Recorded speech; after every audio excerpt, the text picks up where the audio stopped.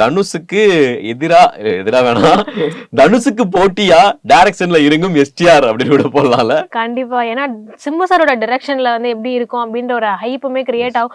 இப்ப என்ன அப்படின்னா சாரோட பர்த்டே வர போனதுக்கு அப்புறம் அவங்க வந்து இப்பதான் எங்களுக்கு நியூ இயர் அப்படின்ற மாதிரிலாம் இன்னும் பல டெம்ப்ளேட்ஸை வந்து எஸ்டிஆர் சார் வந்து நம்ம ஃபாலோ பண்ணிட்டு தான் இருக்காங்க சோஷியல் மீடியால.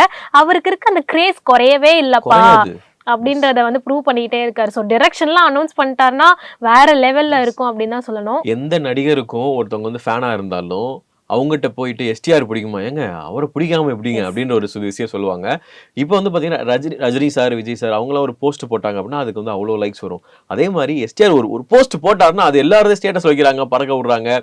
நீங்க வந்தா மட்டும் போதும் அப்படின்ற மாதிரி தான் இப்போ வந்து போய்கிட்டு இருக்கு. கண்டிப்பா அவர் ஒரு மிகப்பெரிய மோட்டிவேஷனா தான் இருக்காரு. ஏன்னா அவரோட கம்பேக் வீடியோஸ்லாம் வந்து போட்டிருந்தாங்க. ஸோ அதெல்லாம் வேற லெவல் கூஸ் பம்ஸா இருந்தது.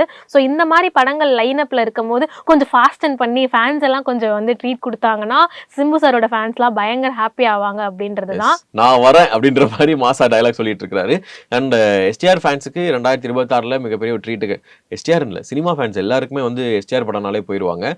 ஸோ கொஞ்சம் பொறுத்து தான் பார்க்கணும் எந்த அளவுக்கு அரசன் 2026 ரிலீஸ் ஆகுதா அப்படின்னு பார்க்கலாம். ஒருவேளை சர்ப்ரைஸா அதை கூட பண்றதுக்கு வாய்ப்பு இருக்கு. பொறுத்திருந்து பார்க்கலாம்.